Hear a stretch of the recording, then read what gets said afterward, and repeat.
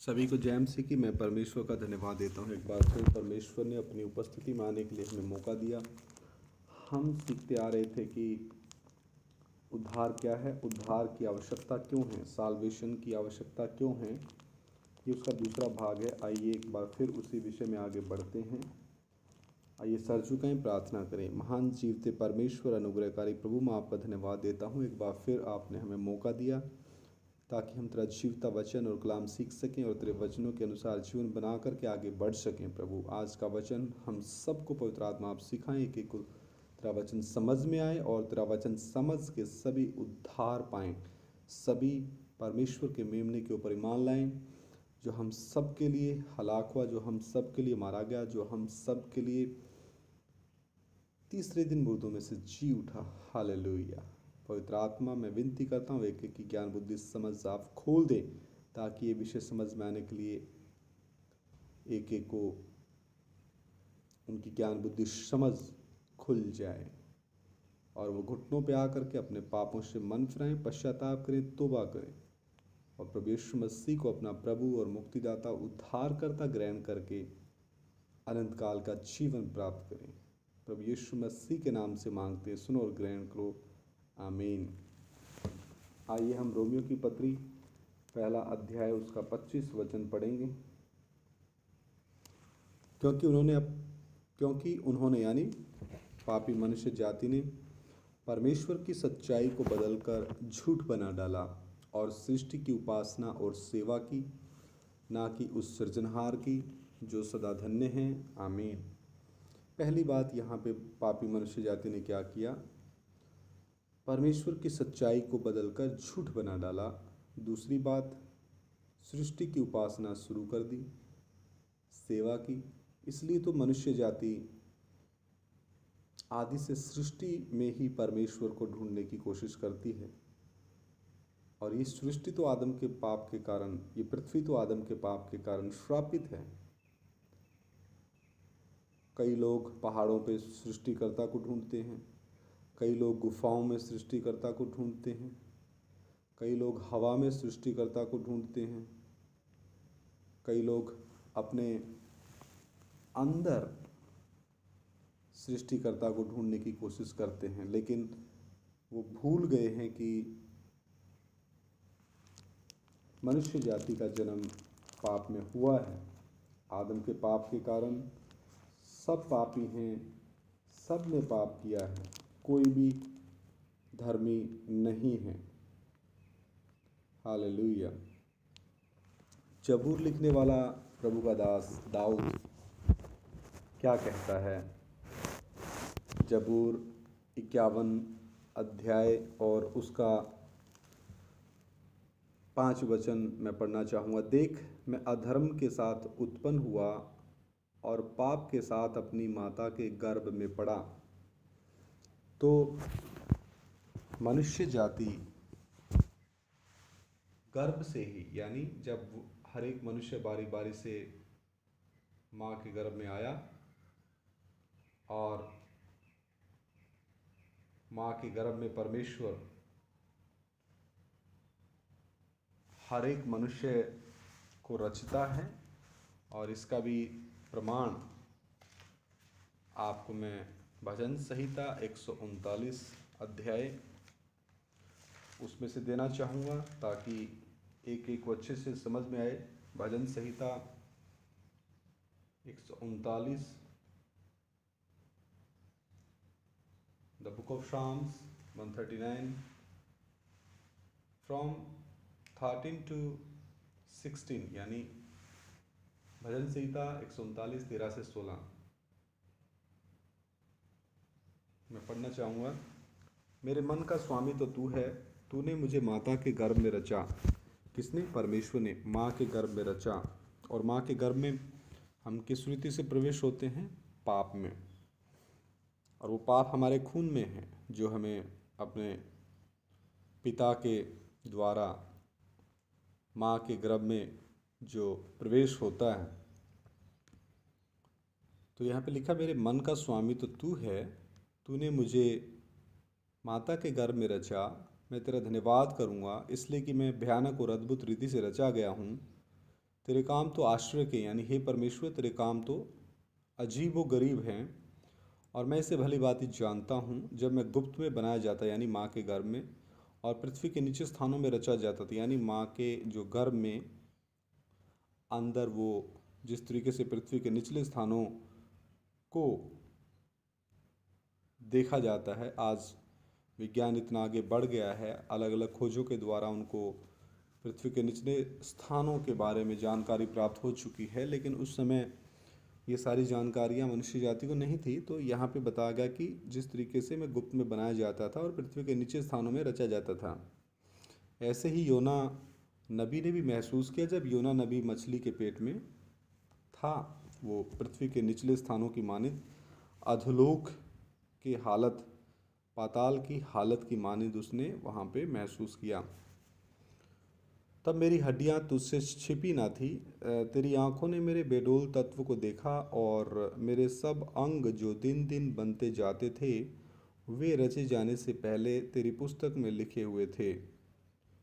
यहाँ पे लिखा है मेरे अंग जो दिन दिन बनते जाते थे वे रचे जाने से पहले तेरी पुस्तक में थे। हालेलुया।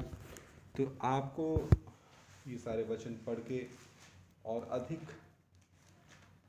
जानकारी मिली है। एक वचन और मैं पढ़ना चाहूँगा, जकरिया नबी की किताब, जकरिया नबी की किताब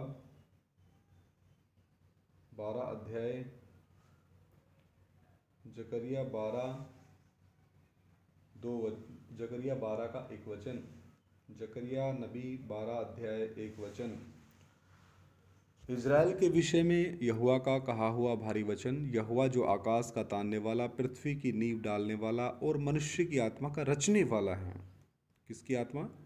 मनुष्य की आत्मा का रचने वाला है। ये आपको प्रमाण परमेश्वर के वचन से दिए हैं। तो दूसरी बात थी सृष्टि की उपासना शुरू कर दी और सेवा की। तीसरी बात सृजनहार को भूल गए, यानी अपने सृष्टिकर्ता को भूल गए। तो हम पुराने नियम में से कुछ वचन सीखेंगे। यशायाह नबी 44 अध्याय उसका 20 वचन हम पढ़ेंगे। यशायाह नबी 44 का 20। वह राख खाता है, भरमाई हुई बुद्धि के कारण वह भटकाया गया है, और वह ना अपने को बचा सकता और ना यह कह सकता है क्या मेरे दाहिने हाथ में झूठ नहीं। तो मनुष्य जाति की बुद्धि को अदन की वाटिका से लेकर के भरमाया गया है। अदन की वाटिका में जब हव्वा की बुद्धि को भरमाया, उसने फल तोड़ के खाया, वो पापी हुई। उसके बाद आदम ने खाया, वो दोनों पापी हुए। फिर मौत उनके जीवन में प्रवेश किया। परमेश्वर का महिमा का वस्त्र उनके ऊपर से हट गया और वो पापी बने। उस समय से मनुष्य जाति भरमाई जाती रही है। तो भरमाई हुई बुद्धि के कारण मनुष्य जाति भटक गई है। जैसा कि हम रोमियो की पत्री 3 अध्याय का 12 में फिर देखते हैं। रोमियो की पत्री 3 अध्याय 12 वचन, सब भटक गए हैं, सब के सब निकम्मे बन गए हैं, कोई भलाई करने वाला नहीं है, एक भी नहीं है। वापस हम यिर्मयाह 10 का 14 भी हम पढ़ेंगे। यिर्मयाह नबी की किताब 10 अध्याय उसका 14। सब मनुष्य पशु सरीखे ज्ञान रहित हैं, सब मनुष्य पशु सरीखे ज्ञान रहित हैं। अपनी खोदी हुई मूर्तों के कारण सब सुनारों की आशा टूटती है। जो गोल्डस्मिथ हैं, सुनार हैं, क्योंकि उनकी ढाली हुई मूर्तें झूठी हैं और उनमें सांस ही नहीं है। तो यहाँ पहली बात, सब मनुष्य पशु सरीखे ज्ञान रहित हैं, क्योंकि वो आदम के पाप के कारण वो पापी हैं, और पापी स्वभाव के कारण उनको इच्छा ही नहीं होती कि हम एकमात्र सच्चे परमेश्वर अपने आत्मिक पिता को जाने, अपने आत्मिक पिता की खोज करें। नहीं, वो बस इस संसार की सुख सुविधाओं में, संसार में और संसारिकता का मजा लेते हुए अपने मन की इच्छाओं को पूरा करते हैं। आकाश के अंधकार के हाकिमों के गुलाम हैं, यानी शैतान और उसकी फौज की। दूसरी बात, उन्होंने अपनी अपनी मूर्ति खोदी है, बनाई है। तीसरी बात, सुनारों की आशा टूटती है, क्योंकि सारी मूर्तियाँ कारीगरों की ही तो कलाकारी है, और वो कारीगर कौन है? जन्म से पापी हैं। नंबर 4 बात, उनकी ढाली हुई मूर्तें झूठी हैं। नंबर 5, उनमें सांस ही नहीं है। क्या नहीं है? सांस ही नहीं है। जब हम यिर्मयाह 10 का 1 से 5 से भी पढ़ते हैं, वो भी हम देखते हैं। यहोवा यो कहता है, हे इज़राइल के घराने, जो वचन यहोवा तुमसे कहता है उसे सुनो। अन्य जातियों की चाल मत सीखो, ना उनके समान आकाश के चिन्हों से विस्मित हो, यानी भ्रमाओ मत, अचंबा मत करो आकाश के चिन्हों से, इसलिए कि अन्य जाति लोग उनसे अचंभित होते हैं, विस्मित होते हैं, क्योंकि देशों के लोगों की रीतियां तो निकम्मी हैं। मूरत तो वन में से किसी का काटा हुआ काठ है, यानी लकड़ी है, जिसे कारीगर ने बसूले से बनाया। लोग उसको सोने चांदी से सजाते हैं और हथौड़े से कील ठोक ठोक कर दृढ़ करते हैं कि वह हिलडुल ना सके। वे ककड़ी के खेत में खड़े पुतले के समान हैं। किसके खेत में? ककड़ी के खेत में खड़े पुतले के समान हैं। कौन? मूर्तियाँ। पर वे बोल नहीं सकती, उन्हें उठाए फिरना पड़ता है। वो खुद नहीं चल सकती क्योंकि वे चल नहीं सकती। उनसे मत डरो, क्योंकि ना तो वे कुछ बुरा कर सकती हैं और ना कुछ भला। तो इनका हम निष्कर्ष देखते हैं कि मूर्ति जगत में कोई वस्तु नहीं है, ये तो मनुष्यों की कलाकारी है। और मनुष्य कौन है? जन्म से पापी हैं, सब ने पाप किया, कोई भी धर्मी नहीं, एक भी नहीं। अब हम यिर्मयाह 10 का 6 से 11 भी पढ़ते हैं। हे यहोवा, तेरे समान कोई नहीं है, तू महान है और तेरा नाम पराक्रम में बड़ा है। हे सब जातियों के राजा, तुझसे कौन न डरेगा, क्योंकि यह तेरे योग्य है। अन्य जातियों के सारे बुद्धिमानों में और उनके सारे राज्यों में तेरे समान कोई नहीं है, परंतु वे पशु सरीखे निरे मूर्ख हैं। मूर्तियों से क्या शिक्षा? वे तो काठ ही हैं। पत्थर बनाई हुई चांदी तरसी से लाई जाती है और उफाज से सोना। वे कारीगर और सुनार के हाथों की कारीगरी हैं। उनकी पहरावे नीले और बैंजनी रंग के वस्त्र हैं। उनमें जो कुछ है वह निपुण कारीगरों की कारीगरी ही है। परंतु यहोवा वास्तव में परमेश्वर है, जीवित परमेश्वर, और सदा का राजा वही है। उसके प्रकोप से पृथ्वी कांपती है और जाति जाति के लोग उसके क्रोध को सह नहीं सकते। तुम उनसे यह कहना, यानी अन्य जातियों से, ये देवता जिन्होंने आकाश और पृथ्वी को नहीं बनाया, वे पृथ्वी के ऊपर से और आकाश के नीचे से नष्ट हो जाएंगे। कान खोलकर सुन लो। तो मूर्ति निपुण कारीगरों की मात्र कारीगरी ही है और इन्होंने नष्ट होना है, ये नाशवान हैं। एक और हम देख लेते हैं भजन संहिता 115 का 2 से 9, ताकि किसी को शक ना रहे कि परमेश्वर का वचन जीवता है, परमेश्वर का वचन सत्य है। भजन संहिता 115 का 2 से 9, जाति जाति के लोग क्यों कहने पाएं, उनका परमेश्वर कहाँ रहा? यानी हमारा परमेश्वर तो स्वर्ग में है, तीसरे स्वर्ग में। उसने जो चाहा वही किया। उन लोगों की मूर्तें सोने चांदी ही की तो हैं, वे मनुष्य के हाथ की बनाई हुई हैं। उनके मुंह तो रहता है पर वे बोल नहीं सकती। उनकी आंखें तो रहती हैं परंतु वे देख नहीं सकती। उनके कान तो रहते हैं परंतु वे सुन नहीं सकती। उनके नाक तो रहती है परंतु वे सूंघ नहीं सकती। उनके हाथ तो रहते हैं परंतु वे स्पर्श नहीं कर सकती। उनके पाँव तो रहते हैं परंतु वे चल नहीं सकती और अपने कंठ से, गले से कुछ भी शब्द नहीं निकाल सकती। जैसी वे हैं वैसे ही उनके बनाने वाले हैं, और उन सब पर भरोसा रखने वाले भी वैसे ही हो जाएंगे। किन पर भरोसा रखने वाले? उन पर भरोसा रखने वाले भी, वो भी सब वैसे ही हो जाएंगे। तो कितना स्पष्ट है, कितना स्पष्ट है परमेश्वर का वचन। अगर उन्हीं के समान बनना है, वो तो ना तो देख सकती हैं, ना बोल सकती हैं, ना सूंघ सकती हैं, ना स्पर्श कर सकती हैं। तो उनके बनाने वाले भी तो आज वर्तमान युग में काफ़ी पहले से ही ऐसे ही बने हुए हैं, बिल्कुल ऐसे ही बने हुए हैं। आइए हम आगे देखते हैं यिर्मयाह 13 का 25। यिर्मयाह नबी की किताब 13वां अध्याय और उसका 25 वचन। यहोवा की यह वाणी है, तेरा हिस्सा और मुझसे ठहराया हुआ तेरा भाग यही है, क्योंकि तूने मुझे भूलकर झूठ पर भरोसा रखा है। यहाँ मनुष्य जाति भी परमेश्वर को भूल चुकी है, वह झूठ पर भरोसा रखती है। किस पर भरोसा रखती है? झूठ पर। और इसका हम रोमियो की पत्री 3:11 में एक बार फिर पढ़ना चाहेंगे।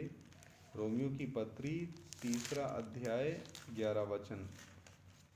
रोमियो की पत्री 3 अध्याय 11 वचन। कोई समझदार नहीं, कोई परमेश्वर का खोजने वाला नहीं। कितना स्पष्ट है वचन। वापस यिर्मयाह 16:19 और 20 हम देखते हैं। यिर्मयाह नबी की किताब 16वां अध्याय 19 और 20। यिर्मयाह 16:19 और 20। हे यहोवा, हे मेरे बल और दृढ़ गढ़, संकट के समय मेरे शरण स्थान। जाति जाति के लोग पृथ्वी के चारों ओर से तेरे पास आकर कहेंगे, निश्चय हमारे पुरखा झूठी, व्यर्थ और निष्फल वस्तुओं को अपनाते आए हैं। क्या मनुष्य ईश्वरों को बनाए? नहीं, वे ईश्वर नहीं हो सकते। यहाँ सवाल है, क्या मनुष्य ईश्वरों को बनाए? बिल्कुल नहीं बना सकता। नहीं, वे ईश्वर नहीं या परमेश्वर को नहीं बना सकते। तो हमारे पूर्वजों ने किन के ऊपर भरोसा किया और आज की मनुष्य जाति किन के ऊपर भरोसा करती है? नंबर 1 झूठी, नंबर 2 व्यर्थ, नंबर 3 निष्फल वस्तुओं को अपनाते हुए। और ये क्या हैं? ये सब मूर्तियां हैं, ये सब झूठी हैं, ये कोई उद्धार नहीं कर सकती। यशायाह नबी 44:9 से 17 भी हम पढ़ेंगे। यशायाह नबी 44 अध्याय 9 से 17। जो मूर्त खोदकर बनाते हैं वे सब के सब व्यर्थ हैं, बेकार हैं, और जिन वस्तुओं में वे आनंद ढूंढते हैं उनसे कुछ लाभ ना होगा। उनके साक्षी ना तो आप कुछ देखते और ना कुछ जानते हैं, इसलिए उनको लज्जित होना पड़ेगा। किसने देवता या निष्फल मूर्त ढाली है?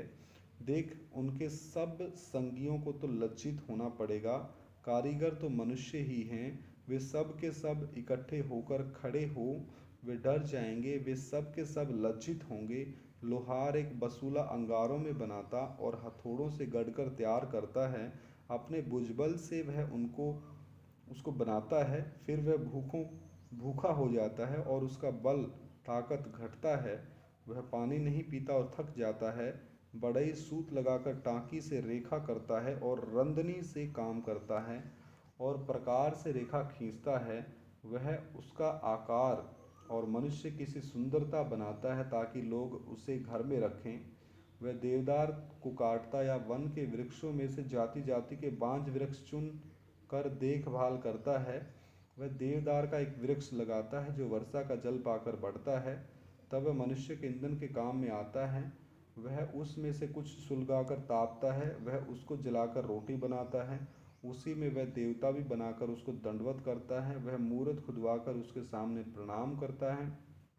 उसका एक भाग तो वह आग में जलाता और दूसरे भाग से मांस पकाकर खाता है। वह मांस भूनकर तृप्त होता, फिर ताप कर कहता, आह, मैं गर्म हो गया, मैंने आग देखी है। और उसके बचे हुए भाग को लेकर वह एक देवता अर्थात एक मूरत खोदकर बनाता है। तब वह उसके सामने प्रणाम और दंडवत करता है और उससे प्रार्थना करके कहता है, मुझे बचा ले क्योंकि तू मेरा देवता है। तो यहाँ पे कितना स्पष्ट है, मूर्ति जगत में कोई वस्तु नहीं है। और यहाँ देखिए पापी मनुष्य जाति की कारीगरी उनके उसी पापी दिमाग से निकल के आ रही है। वो उसी पेड़ से तो क्या करता है, आग बनाता है, लकड़ी बनाता है, फर्नीचर बनाता है, उसी लकड़ में से फिर एक देवता भी बना लेता है और उसको बोलता है तू ही मेरा सब कुछ है। और बनने वाली चीज़ तो हमेशा सृष्टि होती है। हालेलुया। यशायाह 44:18। वे कुछ नहीं जानते, वे कुछ नहीं जानते, ना कुछ समझ रखते हैं, क्योंकि उनकी आंखें ऐसी बंद कर दी गई हैं कि वे देख नहीं सकती। आंखें ऐसी बंद कर दी गई हैं। किसने आंखें बंद की हैं? वो भी हम देखते हैं। 1 यूहन्ना 5:19 में लिखा है, हम जानते हैं कि हम परमेश्वर से हैं और सारा संसार दुष्ट के वश में पड़ा है। और ये दुष्ट क्या करता है? 2 कुरिन्थियों 4 अध्याय का 4 वचन हम पढ़ेंगे। 2 कुरिन्थियों 4:4। और उन अविश्वासियों के लिए जिनकी बुद्धि इस संसार के ईश्वर ने अंधी कर दी है, ताकि मसीह जो परमेश्वर का प्रतिरूप है, यानी साक्षात परमेश्वर, देहधारी परमेश्वर है, उसके तेजों में सुसमाचार का प्रकाश उन पर ना चमके। किन के ऊपर? मनुष्य जाति के ऊपर। अगर चमक गया तो फिर क्या करेंगे? वो अपने उन कामों से मन फिराएंगे वो यहोवा परमेश्वर की तरफ मुड़ेंगे, प्रभु यीशु मसीह को अपना प्रभु और मुक्तिदाता उद्धारकर्ता करके ग्रहण करेंगे और इससे उनको पापों से निजात मिलेगी, वो हमेशा हमेशा का जीवन प्राप्त करेंगे। यशायाह 44 का 19-20।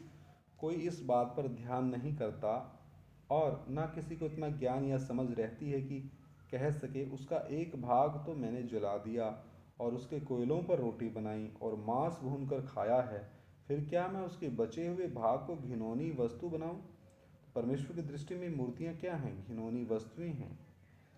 क्या मैं काठ को प्रणाम करूं? वह राख खाता भरमाई हुई बुद्धि के कारण, यहाँ भी वचन है भरमाई हुई बुद्धि के कारण वह भटकाया गया है और वह ना अपने को बचा सकता है और ना यह कह सकता है क्या मेरे दाहिने हाथ में मिथ्या नहीं, यानी झूठ नहीं।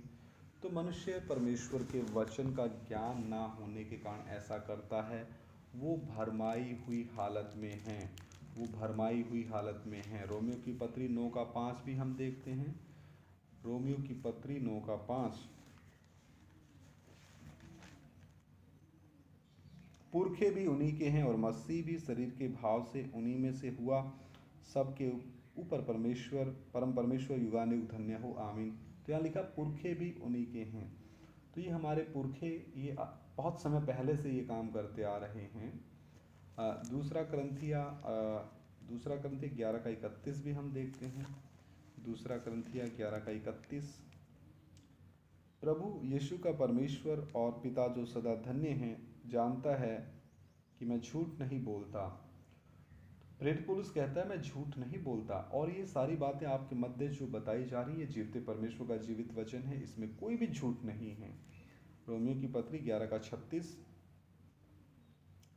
रोमियो की पत्री 11 का 36 वचन में पढ़ना चाहूँगा, आप भी मेरे साथ निकालें। क्योंकि उसी की ओर से यानी परमेश्वर की ओर से और उसी के द्वारा यानी परमेश्वर के द्वारा और उसी के लिए सब कुछ है, यानी परमेश्वर के लिए सब कुछ है, उसकी महिमा युगानुयुग होती रहे, आमीन। यानी उसी की ओर से, परमेश्वर की ओर से और उसी के द्वारा, परमेश्वर के द्वारा और उसी के लिए यानी परमेश्वर के लिए सब कुछ है, उसकी महिमा युगानुयुग होती रहे, आमीन। तो सब कुछ परमेश्वर के लिए है, परमेश्वर ने अपनी महिमा के लिए बनाया है। तो फिर क्यों मनुष्य जाति, जिसने उस मनुष्य जाति को बनाया, वो उसकी महिमा के लिए इस्तेमाल होने में कतराती है, वो पीछे हटती है, बोलती है नहीं ये हमारा परमेश्वर नहीं है, ये हमारा सृष्टिकर्ता नहीं, वाद विवाद करते हैं। रोमियो की पत्री 1 का 26 हम पढ़ना चाहेंगे। इसलिए परमेश्वर ने उन्हें नीच कामनाओं के वश में छोड़ दिया, ताकि यहाँ तक कि उनकी स्त्रियों ने भी स्वाभाविक व्यवहार को जो स्वभाव के विरुद्ध बदल डाला। आज हमने रोमियो की पत्री 1 का 25 वाला विवरण देखा है, तो रोमियो 1 का 26 हम आने वाले भाग में देखेंगे, पार्ट में देखेंगे। आइए सर झुकें, प्रार्थना करें। मैं धन्यवाद करता हूँ खुदावंद, आपने हमें जीवता कलाम दिया, खोल के दिया। पवित्र आत्मा आपके शुक्रगुजार हैं, आपने हमारे ऊपर रहमत की, दया की, नेकी की दृष्टि की, ताकि तेरा वचन हम सीख सकें। और ये जो वचन जो भी भाई बहन इस भाषा को समझने वाला सुने, पवित्र आत्मा आप उन्हें एक को कायल करें और वो घुटने पे आएँ और अपने मन फिराएं, तौबा करें, पश्चाताप करें और प्रभु यीशु मसीह को अपना प्रभु और मुक्तिदाता उद्धारकर्ता करके वो ग्रहण करें और हमेशा हमेशा का जीवन पाएं। हमारी प्रार्थना को सुन लो, प्रभु यीशु मसीह के सामर्थी पवित्र नाम से मांगते सुनो और ग्रहण करो, आमीन। सभी को जय मसीह की, मारानाथा। प्रभु आप सभी को आशीष दे।